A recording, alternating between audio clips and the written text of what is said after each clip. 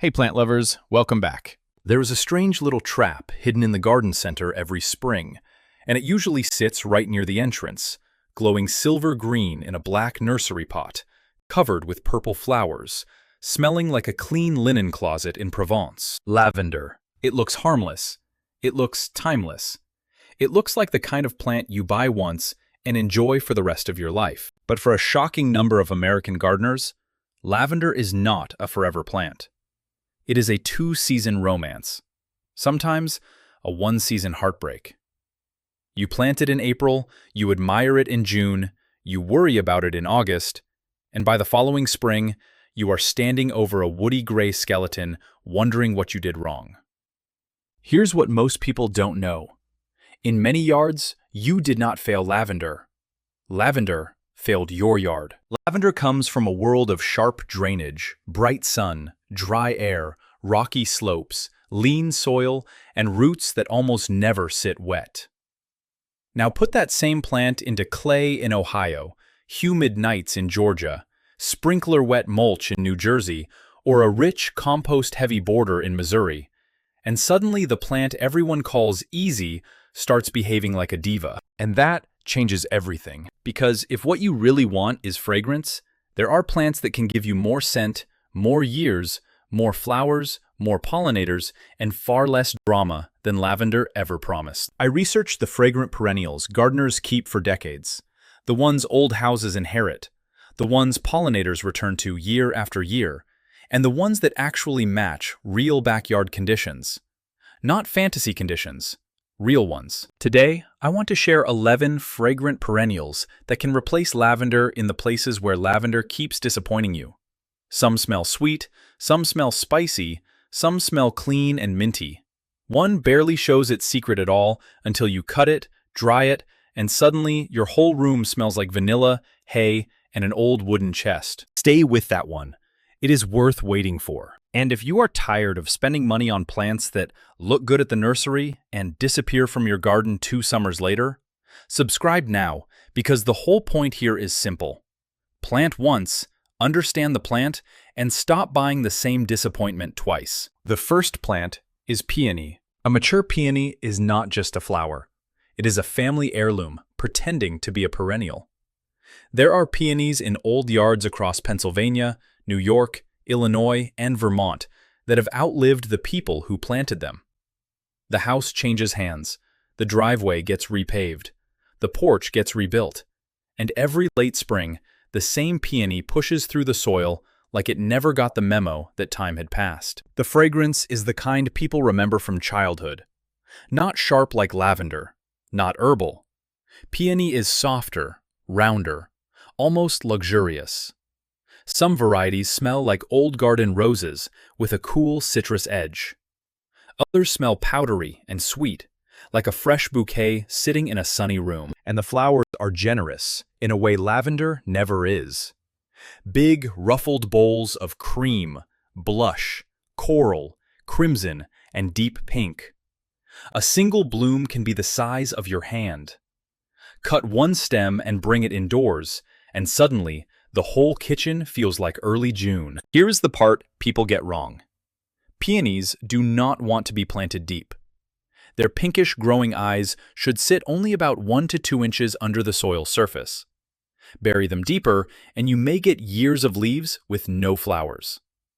That 1 inch can decide whether you get a legendary plant or a leafy disappointment. Give peonies full sun in colder states like Minnesota or Wisconsin, and a touch of afternoon relief in hotter edges of Zone 8. Plant them where they can stay, because moving them every few years interrupts the whole point. A peony is not a plant you shuffle around. It is a plant you give a permanent address. And when it finally settles in, it does something lavender rarely does in difficult climates. It becomes more valuable with age. The second plant is agastache, also called hummingbird mint. This is the plant people should be buying when they reach for lavender, because they want fragrance, color, and heat tolerance. Agastache looks delicate from a distance, but it has a tougher personality than it lets on. It sends up upright flower spikes in coral, purple, orange, rose, blue, and magenta. And those spikes keep coming through the heat when other flowers start looking tired. Brush the leaves, and the scent rises immediately. Anise, licorice, mint. A clean medicinal sweetness that clings to your fingers. The flowers smell pleasant, but the foliage is where the secret lives. Do you see what this means? With lavender, once the bloom is finished, much of the fragrance show is over. With agastache, the plant smells good from the moment the leaves appear until frost finally knocks it back. Hummingbirds understand this plant faster than people do. Those tubular flowers are shaped like little nectar doors, and ruby-throated hummingbirds will find them with almost suspicious speed. Bees work them constantly. Butterflies drift in and out. If you plant several together, the border does not just bloom, it moves. The trick is to avoid treating agastache too kindly. Rich, wet, heavily amended soil can make it weak. Give it full sun, well-drained soil, and do not drown it with love. In raised beds, gravel gardens, dry slopes, curbside strips, and hot borders, agastache often performs better than it does in the pampered center of the flower bed. That is the hidden lesson with many fragrant plants. Their scent is often strongest when the plant is living close to its native rhythm, not when we overfeed it into softness. The third plant is Russian sage. Now, this one is for the yard that feels almost rude. The strip along the driveway. The bed beside the sidewalk. The place where afternoon sun bakes the soil. The sprinkler never quite reaches, and deer pass through like they own the property. Russian sage, now often classified under Salvia yangi, looks like lavender from a distance, but it behaves like a survivor. Silver stems, gray-green aromatic leaves, clouds of violet-blue flowers rising in late summer when the rest of the border can look exhausted. The scent is not sweet. It is sharp, resinous, herbal, almost camphor-like. Brush past it, and the smell clears the air. Deer usually do not enjoy that kind of aromatic foliage, which is why gardeners in places like Virginia, Pennsylvania, and suburban New Jersey often use Russian sage where browsing pressure is constant. Here's what strikes me about Russian sage. It gives a garden that lavender look, without asking for lavender conditions. It wants sun, it wants drainage, it does not want wet feet. But once rooted, it handles drought and reflected heat with a calm confidence that makes the whole bed look better. Cut it back hard in late winter or early spring, when new growth begins near the base. That is almost the whole maintenance plan. No fussing, no constant deadheading, no seasonal panic. It is not romantic in the soft, old-fashioned way peonies are. It is romantic in a different way. It brings that silver-blue haze to the end of summer, right when the garden needs a second breath. The fourth plant is bee balm. If agastache is the hummingbird cafe, bee balm is the hummingbird theater. Bee balm does not whisper. It throws firework-shaped flowers into the air in scarlet, raspberry, wine, pink, purple, and white. The flower heads look like little crowns, wild and slightly unruly, and that is part of the charm. It does not behave like a clipped European border plant. It behaves like a North American native with a job to do. The scent is bright and spicy. Crush a leaf, and you get mint, oregano, citrus, and that bergamot-like note many people associate with Earl Grey tea. It is not lavender's soft perfume. It is kitchen, medicine cabinet, and wild meadow all at once. Bernarda didyma loves moist but well-drained soil and good sun, though it can take some shade. The key is air. Give it room. Do not cram it into a crowded, wet corner and then act surprised when powdery mildew arrives. Choose mildew-resistant cultivars when you can, like Jacob Klein for red or raspberry wine for deep rose. And if you have ever wanted hummingbirds close enough to hear their wings, plant bee balm near a sitting area. Not directly in a narrow path where it will flop onto your ankles, but close enough that you can sit still and let the garden come to you. Here's where it gets interesting. Bee balm spreads by shallow rhizomes, which makes some gardeners nervous. But in the right space, that spreading is a gift. You are not buying one plant forever. You are buying the beginning of a patch. Divide it, move pieces around, share them, fill difficult areas, and build a living fragrance colony. Lavender gives you a plant. Bee balm can give you a population. The fifth plant is mountain mint. This one is not as famous as it should be, and that tells you something about how garden marketing works. Mountain mint does not always photograph like a rose. It does not scream from the nursery bench. But in a living garden, it can become one of the most valuable plants you own. The fragrance is clean, sharp, minty, and cool. Not candy mint, not chewing gum. More like crushed green leaves, cold air, and fresh herbal oil. Brush the foliage and the scent stays on your hand. The flowers are small, pale, and often surrounded by silvery bracts that make the top of the plant look dusted with frost. But the real show is not the flower color, it is the insects. On a warm summer afternoon, mountain mint can look like a tiny airport.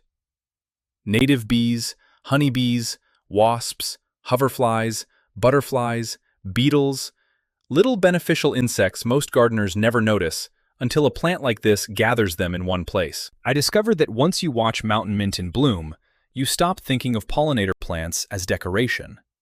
You start seeing them as infrastructure. Pycnanthemum species, including Virginia mountain mint, are native to parts of eastern North America. They like full sun to part shade, average soil, and enough space to spread. Some spread enthusiastically, so do not put them in a tiny formal bed and then complain when they behave like mint relatives. Give them a generous edge, a meadow strip, a back corner, or a place near the vegetable garden where pollinator traffic matters. And yes, it smells better than lavender, if what you love is clean, living, walk-by fragrance. Lavender is a performance for bloom season. Mountain mint is a scent path from spring foliage to fall frost. The sixth plant is garden phlox.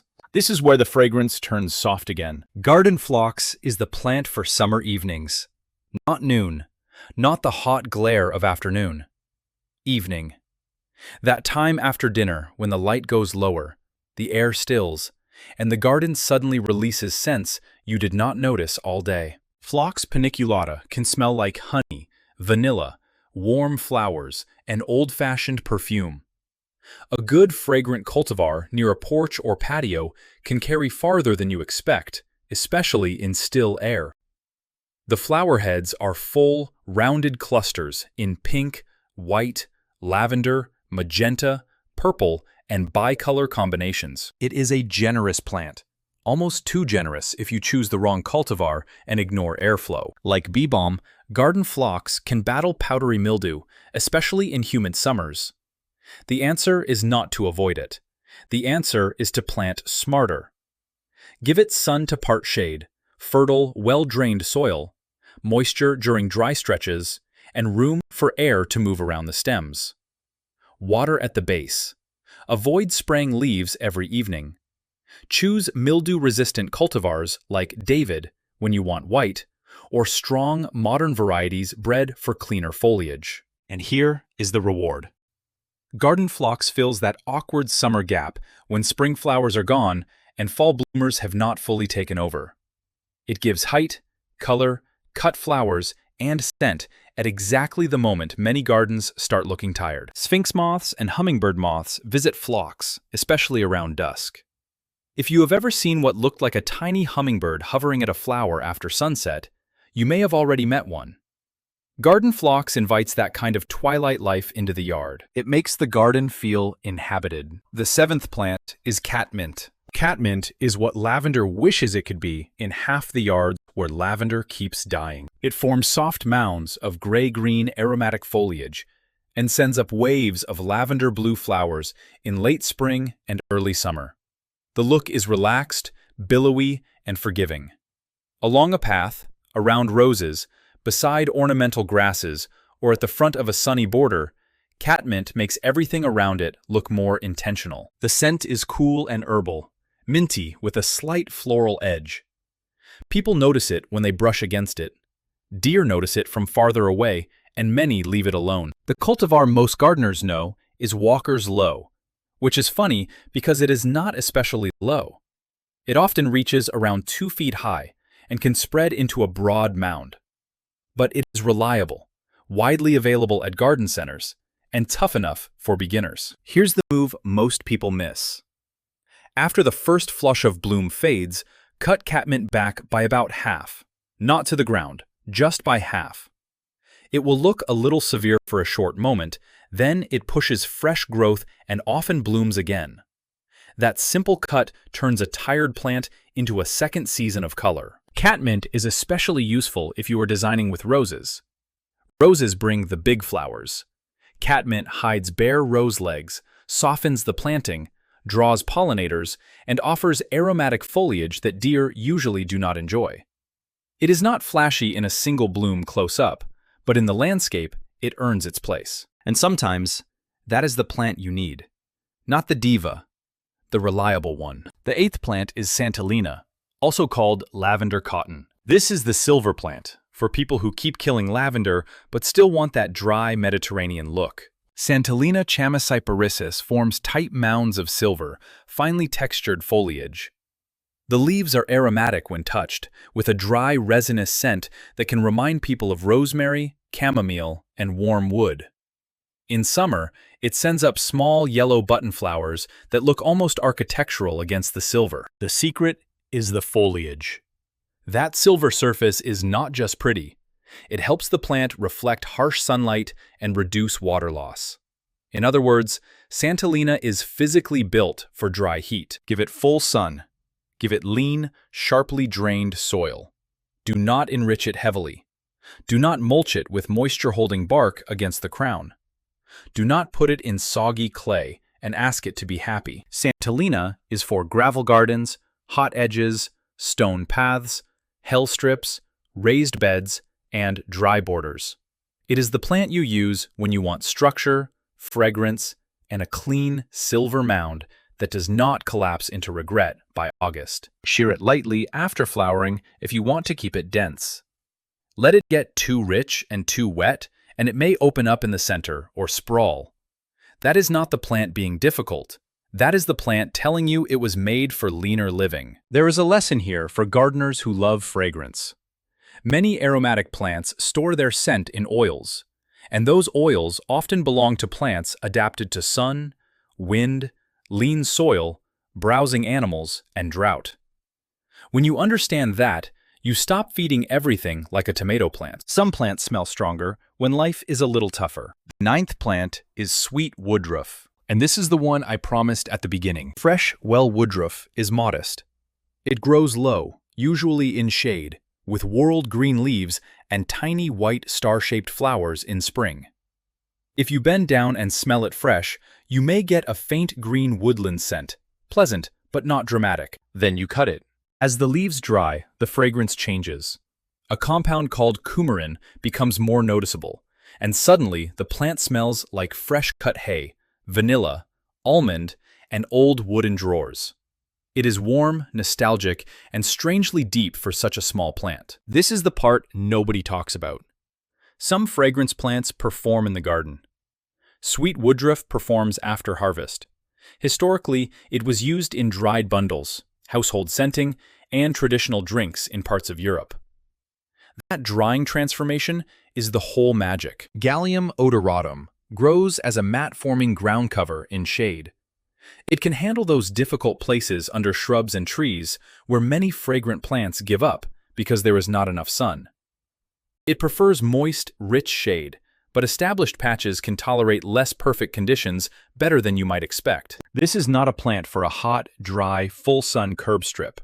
It is a plant for the cool side of the yard, the base of a hedge, the woodland edge, the shaded path where you want something low, green, and quietly useful. And when you harvest a handful, tie it, dry it, and hang it in a closet, you finally understand why not all fragrance has to shout from the flower. Some fragrance waits until you know what to do with it. The 10th plant is spicebush. Spicebush is different from everything else on this list because it is not only about flowers or foliage. It is about stems, bark, leaves, berries, butterflies, and birds. Lindera benzoin is a native shrub in much of eastern North America. In early spring, before the leaves fully appear, it carries small yellow-green flowers along bare branches. They are not huge, but they matter because early pollinators need food before the big summer show begins. Crush a leaf or scratch a young stem, and the scent is immediate. Spicy, citrusy, warm, almost like allspice and lemon peel meeting in the woods. It is one of those plants that makes people stop and ask, "What is that?" In fall, the leaves turn clear yellow. Female plants, if a male is nearby for pollination, can produce bright red berries that birds eat. And the ecological story goes even deeper.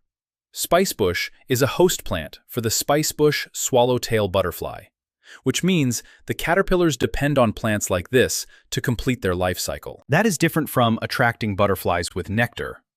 Nectar is a visit.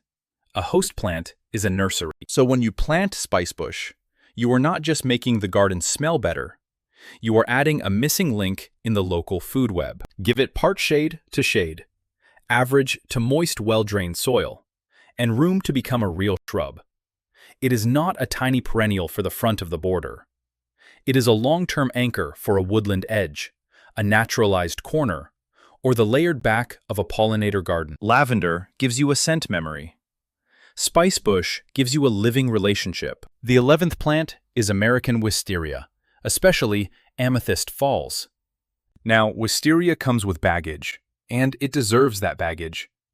Chinese and Japanese wisteria can become aggressive, heavy, and destructive in many regions. They can climb trees, damage structures, and become a real problem. But American wisteria, Wisteria frutescens, is not the same beast.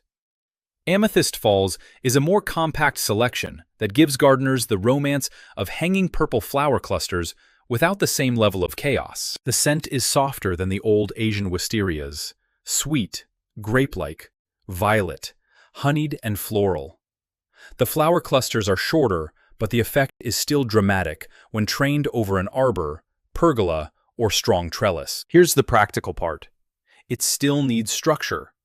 Do not plant any wisteria against a weak little decorative trellis and expect peace. Give it a real support. Give it full sun for best flowering. Prune after bloom, then again later in summer if needed to control size and encourage better flowering. But compared with the aggressive wisterias that made gardeners afraid of the whole group, amethyst falls is much easier to live with. And that is a beautiful idea to end on. Sometimes, the plant you were warned about is not wrong. The species is wrong. The selection is wrong. The old habit is wrong. Once you learn the exact plant, the whole garden opens again. So now we have 11 better choices than lavender for real-world fragrance. Peony for heirloom sweetness. Agastache for long herbal bloom. Russian sage for dry silver heat. Bee balm for hummingbirds and spice. Mountain mint for pollinator density.